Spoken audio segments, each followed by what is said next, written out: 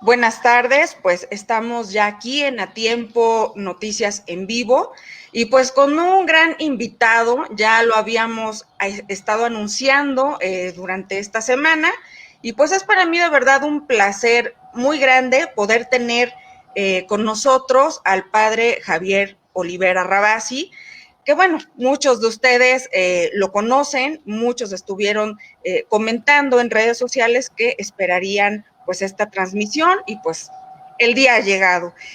Padre Javier, le agradezco muchísimo pues la generosidad de haber aceptado esta invitación y pues abrirnos un espacio en A Tiempo pues para platicar con usted. Bueno, es un gusto, muchas gracias por haberme invitado, Alejandra, y un gran saludo para toda la audiencia también. Padre, pues como le comentaba hace unos días, estábamos en el medio que yo tengo junto con mi esposo, pues comentábamos acerca de las cruzadas, de el Islam, los musulmanes, en fin, toda estos temas que me parece que son muchas veces como muy ajenos a nosotros, a Occidente, pero que están teniendo una repercusión, la verdad, muy, muy importante.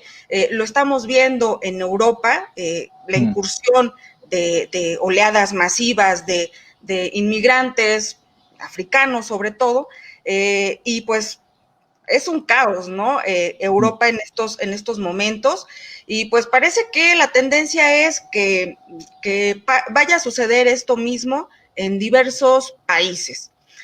Yo quería preguntarle sobre, pues, ¿qué cosa es el Islam? Usted que, bueno, se me olvidó también decirlo, es usted, tiene un doctorado en historia y un doctorado en filosofía y además, bueno, pues es abogado. Entonces, estos temas los maneja usted muy bien.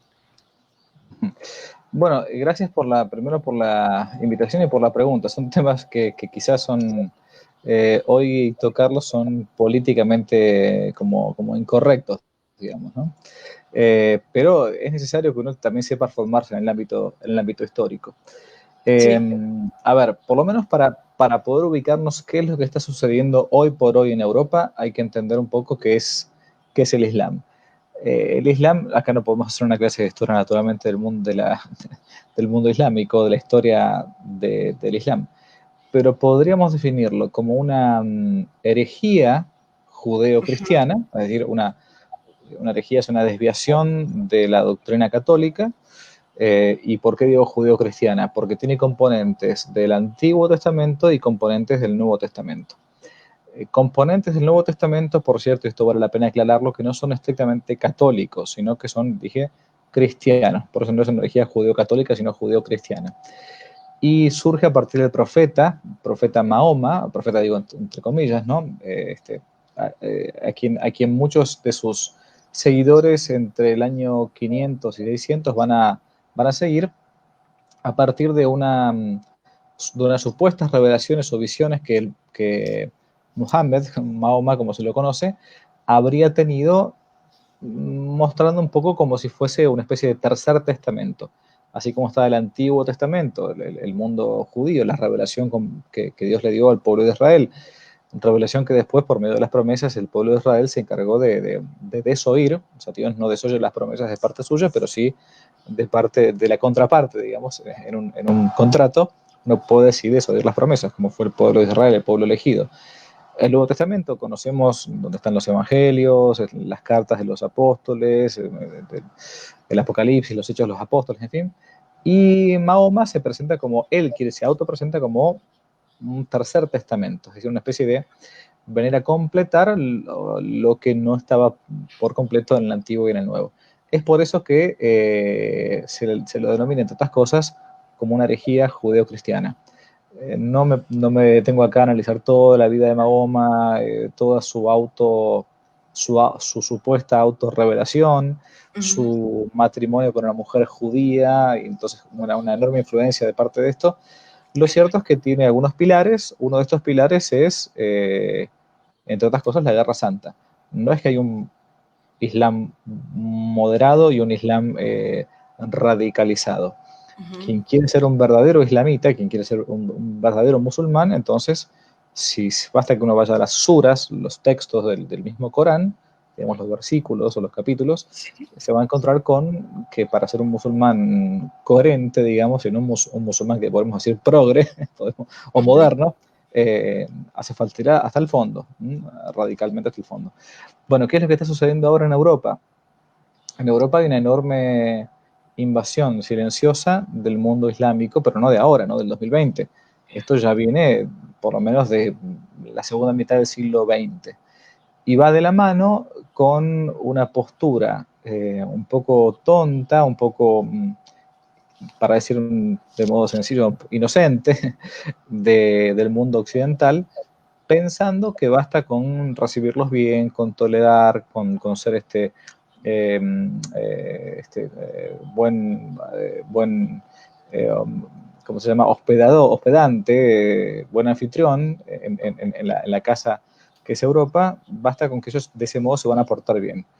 Cuando en realidad a lo largo de toda la historia de Europa lo que se demostró es que nunca fue muy posible vivir de modo tranquilo con el mundo islámico al lado. De hecho, España fue dominada en muchísimos siglos por el Islam y así todo tenían ciertos como barrios o zonas dedicadas al mundo musulmán, a los musulmanes, a los judíos, a los católicos, porque es muy sencillo, si uno no tiene una misma cultura, una misma religión, es difícil convivir pacíficamente todos juntos. Claro, Por un sobre todo, lado, padre, perdón, sobre todo, pues una comunidad como ellos, ¿no? Que no se adaptan ni buscan nunca adaptarse a la forma de vida o a las creencias de donde llegan, ¿no? No lo hacen, sino buscan imponer a los demás su forma de ser y de pensar. correcto, o sea, uno la puede ver de modo sencillo. Si uno se va, por ejemplo, a ver un país paradigmático con respecto al Islam, que es hoy por hoy Francia, ¿no? Donde están los grandes conflictos. Los musulmanes viven apartados, o sea, viven en barrios musulmanes, viven con sus leyes musulmanas, en algunos barrios se practica la Sharia, que es la ley islámica. Hay algunos barrios que yo conozco físicamente porque he intentado ir y no he podido ir. Si uno quiere ir, por ejemplo, en Holanda, quiere ir a Rotterdam, de donde era Erasmo de Rotterdam, uno no puede ir con tranquilidad porque uno, siendo cristiano, mucho más siendo un sacerdote, lo que fuera, un católico normal, o una mujer como usted, sin el velo, sin la burka y todo, probablemente tenga muchas dificultades, ¿no? Muchas dificultades. En París mismo, a las afueras de París, en el barrio donde se encuentra hoy por hoy la Basílica de Saint-Denis, donde se enterraban a los reyes franceses. Hoy por hoy eso es una zona tomada, una zona totalmente tomada por el mundo islámico. Entonces, esa postura irenista, o sea, pacifista, medio hippie, de que el católico debe tolerar y debe ser buen receptor de todas las culturas a lo que dé lugar, tiene sus consecuencias. Las consecuencias las estamos viendo ahora. A su vez también hay una cuestión sencilla.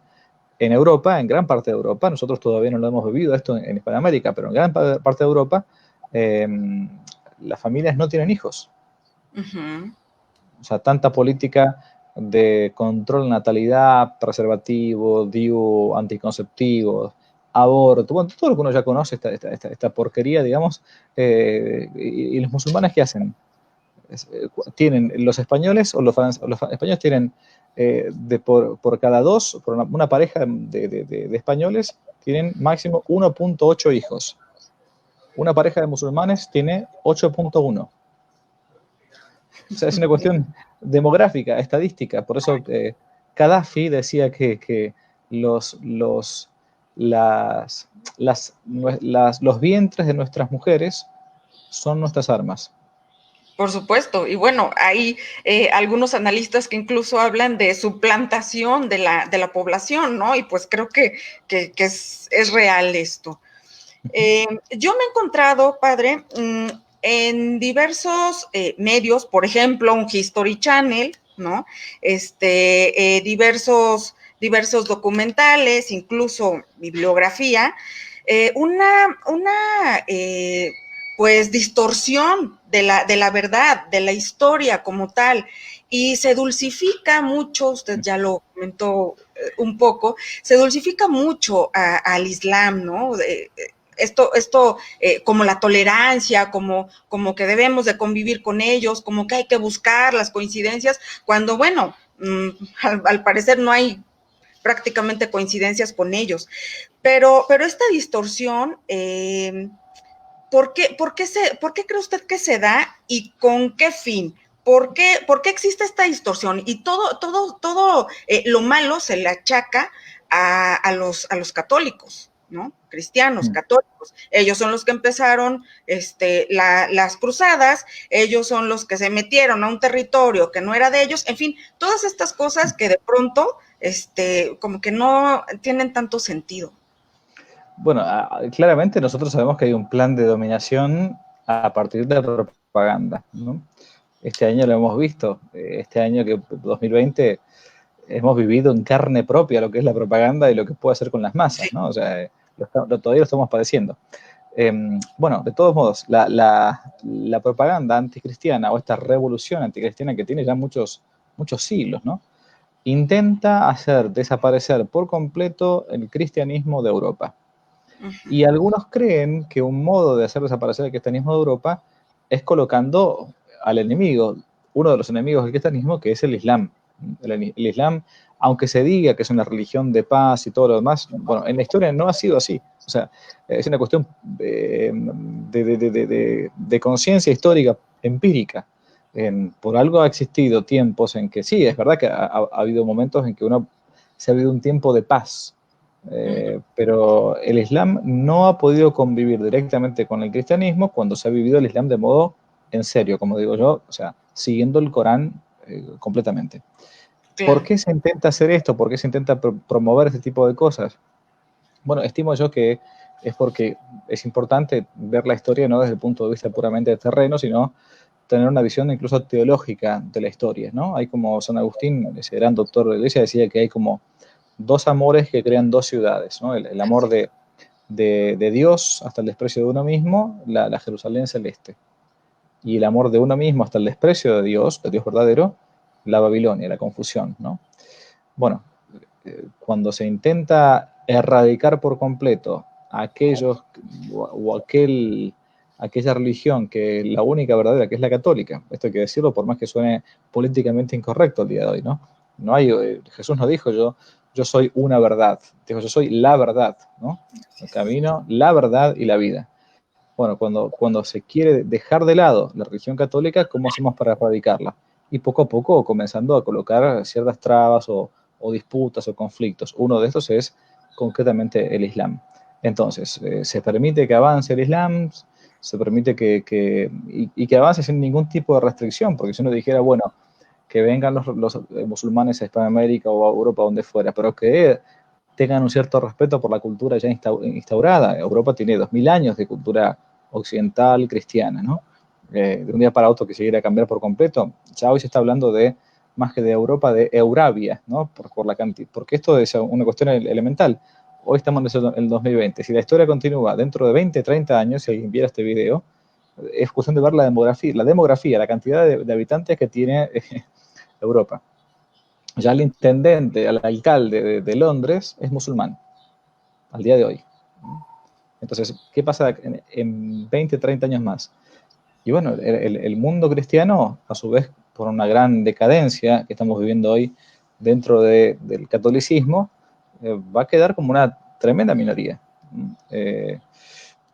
Y fíjense una cosa interesante, cuando hay todos los movimientos estos de supuestas feministas y que van y pelean por los derechos de la mujer y todo, ¿dónde van a hacer ese tipo de manifestaciones? Jamás la van a hacer en el mundo musulmán, jamás la van a hacer en un país islámico, pero no se les ocurre. ¿Dónde lo van a hacer? En un lugar donde saben que no va a haber respuesta de parte de la gente, que es en el mundo occidental. Claro, claro, sí, creo que eso es bastante claro, ¿no? Creo que alguna vez alguna de estas feministas que se le ocurrió hacer algo en una mezquita, no, pobre, ¿verdad? Así le fue y creo que no lo volvieron a intentar. Obviamente. Padre, y el inicio de las cruzadas, ¿Cómo fue? ¿Quién es quien entra a empezar todo bueno, pues una larga carrera de guerras? Bueno, en realidad hay que tener en cuenta lo siguiente, que cuando uno escucha hablar de las cruzadas, muchas veces dice, un día se levantaron los cristianos, los católicos me refiero, y fueron a invadir un territorio que no les correspondía. Es decir, es como si de un día para otro uno se pusiera a analizar y dice, bueno, perfecto, ¿qué hacemos un día de hoy, un católico? Vamos a invadir Tierra Santa y comenzamos una guerra contra los cruzados. Bueno, a ver, lo que hay que tener muy en cuenta, para entender el porqué de las cruzadas, uno debe trasladarse más o menos hasta más o menos el año 1000, ¿no? Nos encontramos que va a haber una tribu llamada la tribu de los Seleucidas, que van a entrar a la Mesopotamia y sin demasiada resistencia van a conquistar lo que hoy conocemos como Estambul, la capital de Turquía, o esa zona, ¿no? Conquistaron Bagdad, después va a ser Bizancio, y poco a poco el Islam va a comenzar a avanzar y en gran parte que ya había una cierta tolerancia o vida en común entre los judíos, los cristianos y los musulmanes en Tierra Santa, van a comenzar a destruir a los cristianos que se encontraban en Tierra Santa. Entonces, este es el prólogo del inicio de lo que van a ser las cruzadas. Estamos resumiendo, acá no estamos haciendo una clase de las cruzadas por las dudas, ¿no? Estamos resumiendo. Es decir, las cruzadas entonces va a ser una guerra defensiva de los cristianos que están en Europa, los católicos europeos, para defender a sus hermanos católicos que se encontraban en la tierra de Jesús, en Tierra Santa, y que estaban siendo masacrados por los islámicos que estaban entrando a espada y a lanza, digamos, ¿no? Es por esto que ya a fines del año 1000, un papa, el Papa Urbano II, era un famoso concilio, el concilio de Clermont, año 1095, después de Cristo, naturalmente, va a convocar a los príncipes cristianos, a los cabecillas católicos, para lanzar una lucha, una guerra justa, por cierto, que está en el catecismo, esto no, una guerra justa, hay una guerra que es injusta y una guerra que es justa, una guerra justa, una guerra defensiva contra el mundo musulmán a favor de los terceros damnificados, que eran los católicos que se encontraban en Tierra Santa, principalmente en Tierra Santa. Y así van a ser la cruzada. Se va a hablar de que son varias cruzadas, ¿no? Una después de otra. En realidad es un solo movimiento, un solo episodio que dura casi un par de siglos, digamos, ¿no? Pero más o menos para que uno se plantee desde el punto de vista de lo histórico. Entonces, es una guerra para defender a los hermanos católicos del ataque del mundo musulmán. O sea, no es que un día se levantó el Papa o se levantó un rey o un príncipe y dijo, vamos a ver qué hacemos hoy y nos vamos a las cruzadas a matar musulmanes. En absoluto, se fueron a defender a aquellos que estaban. Y tan importante era la cruzada que los papas daban, esto vale la pena decirlo, daban a aquellos que fuesen a las cruzadas o muriesen incluso yendo a las cruzadas, ni siquiera hace falta que hubiesen llegado, les daban la indulgencia plenaria merecida a la pena de sus pecados, ¿no? Y tan importante fueron las cruzadas que hasta los santos iban a las cruzadas. A ver. Al final de cuentas era como buscar ser mártires, ¿no? Bueno, no iban a matarse, iban a defender, pero si uno moría en guerra justa, el Papa mismo daba la indulgencia plenaria para aquellos que muriesen allí. Se cuenta que, por ejemplo, de San Bernardo de Claraval, gran predicador de las cruzadas, iba por los pueblos, ¿no? a predicar, justamente a predicar las cruzadas, y las mujeres, las esposas, escondían a sus maridos, escondían a sus hijos, porque no querían que escuchasen la predicación de San Bernardo de Claraval, porque si lo escuchaban, se iban con él a la cruzada. San Luis, rey de Francia, el gran rey francés, fue a las cruzadas. A ver, el gran santo, entre comillas, que siempre se lo quiere hacer pasar como una especie de pacifista, de Mahatma Gandhi, antes de tiempo, el gran San Francisco de Asís, fue a las cruzadas. A ver, y eso no nos lo cuentan las películas romanticonas de San Francisco de Asís y todo lo demás. Y uno dice, bueno, a ver, si los santos fueron a las cruzadas, entonces era algo malo. O sea, ¿qué pasó acá? Algo no me han contado bien de la historia. Claro, claro. Y padre, pues es importante, ¿no? Entender por qué se dieron precisamente. Y bueno, a mí me llama la atención que se hable de los musulmanes como una religión, bueno, del Islam más bien, como una religión abrámica, y pues surge pues después de Cristo, 7 siglos después de Cristo. Entonces creo que está claro ahí que es como un grupo creado para contrarrestar a los cristianos. Incluso hay otra cosa que a mí me sorprende un poco, que cómo es posible que los musulmanes sí se lleven bien, por ejemplo, con los judíos, aunque no con los católicos, ¿no? Conviven muy bien en Irán, por ejemplo. Sí, bueno, repito, es una herejía judeo-cristiana. Entonces, muchas veces el judaísmo incluso ha aprovechado al mundo musulmán para atacar al catolicismo, ¿no? Esto es una cuestión histórica. Sí, sí, incluso, bueno, el doctor Rad Salam, que ha escrito mucho sobre el Islam, dice que pues no es una religión, ¿no? Sino que es un movimiento social político. Bueno, sí, es cierto. Y que bueno, pues lo que menos tienen es ser pacifistas, como usted también lo menciona, y pues bueno, están creados pues con algo turbio, ¿no? Y que incluso, bueno, las cruzadas, al parecer, también fueron aprovechadas por los musulmanes para poder incursionar poco a poco hasta llegar a Europa, ¿no? Al Mediterráneo, sobre todo, que ahí es donde entran. Sí, y obviamente esto no quiere decir en absoluto que todos los católicos que fueron a las cruzadas actuaron católicamente, o sea, y actuaron santamente. O sea, eso vale la pena decirlo porque tan injusto es caer en la leyenda negra, como que todo fue malo, como todas las cruzadas fueron malas, fueron ir a masacrar musulmanes que estaban pacíficamente en sus casas, como también la leyenda, digamos, rosada, como que todo lo que pasó en las cruzadas fue bueno y que no hubo ningún tipo de acción excesiva, digamos, no, eso nadie lo va a negar, o sea, hay como en todos los episodios de la historia, hay claroscuros, ¿no? Uno no está hablando de una cosa mitológica, poética, hechos históricos, y como son las guerras, obviamente, no son lindas, digamos, ¿no?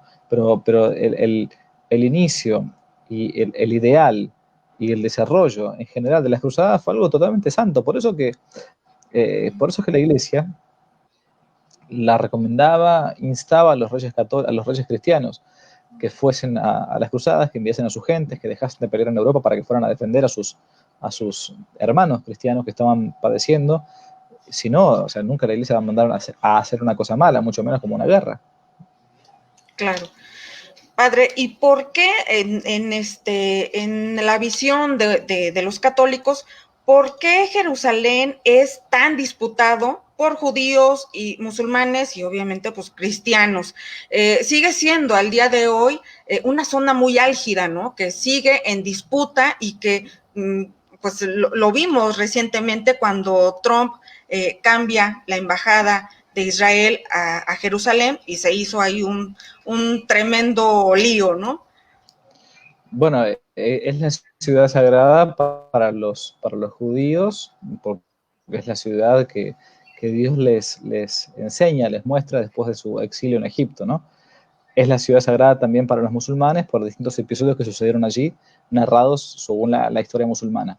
Y para nosotros, naturalmente, es la ciudad sagrada, porque es el lugar donde donde murió nuestro Señor Jesucristo. El Santo Sepulcro se encuentra allí, el Gólgota, la Última Cena, por eso es la ciudad de Cristo, digamos, ¿no? Y hoy por hoy está muy disputada. ¿Por qué? Porque sobre todo a partir después de la Segunda Guerra Mundial, ustedes saben que a partir del año 70, nuestra era cristiana, después de la expulsión de los judíos de Jerusalén, a partir de las tropas del general Vespasiano y después del general Tito, Jesús había profetizado, nuestro Señor Jesucristo, que no iba a quedar piedra sobre piedra, que todo el famoso templo de Salomón iba a ser destruido a ras, digamos, ¿no? Sí. Y decía Jesús, yo les aseguro que no pasará esta generación, se lo decía a los que estaban viviendo en aquel momento, hasta que no ven todas estas cosas. Bueno, y por cierto que no pasó esa generación hasta que en el año 70 de nuestra era cristiana, los judíos van a ser expulsados de Jerusalén y va a comenzar la famosa diáspora, ¿no? Sí. Así como hoy por hoy los gitanos no tienen un territorio propio, los judíos hasta más o menos 1946 no tuvieron tierra propia. Había judíos dispersos por muchísimos lugares del mundo, ¿no? En Estados Unidos había una enorme cantidad, aquí en mi país era una enorme cantidad, bueno, en Europa, en Polonia, en fin. Hasta que después de la Segunda Guerra Mundial, perdón, el 48 más o menos, prácticamente la ONU, la Organización de las Naciones Unidas, le entrega a Israel, al pueblo de Israel, un territorio dentro de lo que es la Palestina. Y ahí comienzan todas las disputas. Hasta el día de hoy, una enorme disputa con los palestinos, entre judíos y palestinos, musulmanes y judíos, israelitas, por las tierras, que después de casi 2000 años, tierras que ya eran prácticamente de los musulmanes, ¿no? De los Claro. palestinos, hoy vienen a ocuparles. Uno puede verlo esto de modo horrible, horrible, horrible en Tierra Santa, el famoso checkpoint, donde uno va, tiene que cruzar de un lugar de Palestina a Israel, como son los musulmanes, por más que tengan otra religión, lo que fuera, son vejados, son tratados pésimamente cuando van todos los días a trabajar y todo, es una cosa muy, Sí. muy, muy injusta la que uno ve, ¿no? Bueno, y eso es un polvorín, digamos, es un hervidero de pólvora que en cualquier momento explota. Que, por cierto, a los cristianos nos conviene, porque el día que sea todo de los judíos o todos los musulmanes, nos van a sacar a patadas en un segundo y no vamos a tener posibilidad nunca más de ir a ver los lugares sagrados, ¿no? Ay, no, esperemos que no suceda. Y bueno, pues esta incursión de los judíos, pues hemos visto cómo se están apropiando de tanto territorio, prácticamente ya todo es de ellos. Y lo que hemos visto, me parece que, bueno, algunas personas no lo alcanzan a ver, es que se ha distorsionado la realidad, ¿no? De que estos judíos que se supone son los que han sido desplazados de Palestina, son los que se están yendo a refugiar a Europa. Pero resulta que no son esos grupos, son otros.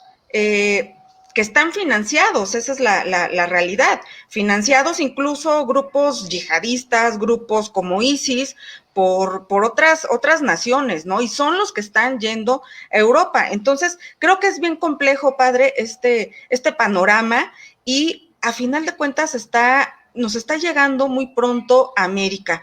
Usted y yo vivimos en estas tierras y pues bueno, en Venezuela, por ejemplo, hay grupos muy importantes de musulmanes, están creciendo cada vez más y son de origen iraní.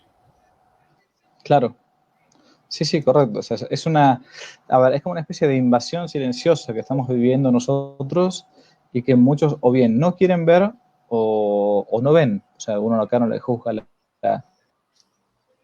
no le juzga la intención, digamos, ¿no? Pero claramente hay algo que se les está pasando, digamos, ¿no? Yo la verdad que no soy muy inocente en mi pensamiento y yo creo que quizás hay una especie de intento así como se ha hecho con Europa, de intentar descristianizar Europa a partir de la inmigración musulmana. Repito, inmigración musulmana que no quiere adaptarse a las costumbres, porque esto es algo evidente y de sentido común. Los últimos atentados que han existido, por ejemplo, en Francia, esto de un sacerdote que fue degollado, bueno, bueno, eran todos inmigrantes que habían venido de la zona de Lampedusa, de todos esos lugares musulmanes que no se habían adaptado. Y no solamente que no se habían adaptado, hasta que están creando poco a poco hoy un inicio de guerra civil en Francia. Los franceses son gente muy educada y muy... pero cuando llega el momento, el francés explota, ¿no? Gran parte de las cruzadas, por cierto, eran franceses, ¿no? Eran católicos franceses. Así que están creando un gran caos. Uno se va hoy por hoy al sur de Francia, como por ejemplo Marsella, y es una ciudad tomada. Es muy peligrosa. Se va a Niza, al sur de Francia, ¿no? Sí. Lo que es la costa azul. Es muy difícil manejarse por porque ya es como una especie de ciudad tomada por completo. Bueno, de estos temas ya hemos hablado alguna vez en mi sitio. Hace poco, la hermana Marie de la Sagesse, una religiosa que se encuentra en Francia hace muchos años, dio una pequeña conferencia sobre este tema, sobre la islamización de Francia, ¿no? Y vale la pena saberlo, porque capaz que hoy nosotros no lo veamos por completo en nuestro continente americano, pero ya en Europa probablemente vaya a suceder esto. Creo que ya está pasando. Incluso ahora que menciona Nisa, si no recuerdo mal, algún funcionario, algún político de renombre ahí, comentaba que pues era justo lo que estaba sucediendo, o sea, acababan de incendiar una iglesia ahí, y dijo pues que era justo, que estaba bien. Entonces, imagínense nada más, se está abriendo la puerta a algo muy grave, y que pues lo que le insisto, ¿no? O sea, yo creo que aquí en América lo empezamos ya a ver, incluso en México, le comento, Ah, sí. sí, la frontera sur de México, Ajá. en Chiapas, pues hay presencia de grupos de musulmanes, y Ah, estos mire. grupos musulmanes son sobre todo indígenas. Entonces dice uno, a ver, como que no tiene mucho sentido ahí esto, ¿no? Grupos de indígenas que se convierten al Islam, y es la frontera sur, en donde precisamente están entrando todos los migrantes indocumentados, no solamente de Centroamérica, sino, bien que lo dijo Trump, ya lo había advertido, están entrando musulmanes, y eso es a lo que él le temía, no tanto a la gente de Centroamérica, ¿no? Sino los musulmanes que Mire. pues ya están aquí. Wow. No sabía eso. No. Sabía Incluso, que. sí, Ok. Sí, no, sabía que Estados Unidos estaban llegando, pero no sabía que ya estaban llegando a México. pues sí, hay aquí, y bueno, le digo, me sorprende que pues que estén pasando por la frontera sur, y pues yo me imagino que le dan la vuelta, ¿no? Como para, a lo mejor, no sé, querer llegar a Estados Unidos, no lo sé, Mm. pero al parecer están llegando africanos, muchos africanos, y bueno, creo que esta es una alerta también, ¿no? Para, pues no Ujú. solamente México, sino pues es que es todo el continente. Claro, claro, tal cual, tal cual. Peligrosísimo, honestamente peligrosísimo. Padre, pues yo le agradezco muchísimo que nos haya acompañado. Me dijo antes de entrar que pues anda un poco apurado de su tiempo, y bueno, yo le respeto absolutamente eso, y le quiero agradecer muchísimo este espacio y estos minutos que nos concede a Tiempo Noticias. Faltaba más, Hanna. Bueno, gracias por la invitación y sobre todo acá hay que tener en cuenta mucho esto, que como dice Jesús, que yo soy el mismo, Jesucristo es el mismo ayer, hoy y siempre, ¿no?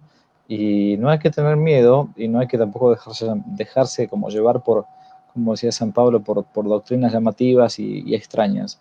Cuando uno tiene dudas a ver cómo fue la historia de nuestra iglesia, basta con consultar la historia de la iglesia. Cuando uno tiene dudas sobre respecto de qué se debe hacer, qué no se debe hacer, es muy sencillo. Hay un libro llamado El Catecismo o los Evangelios y muy fácilmente Sí, con eso ya uno puede llegar a la verdad.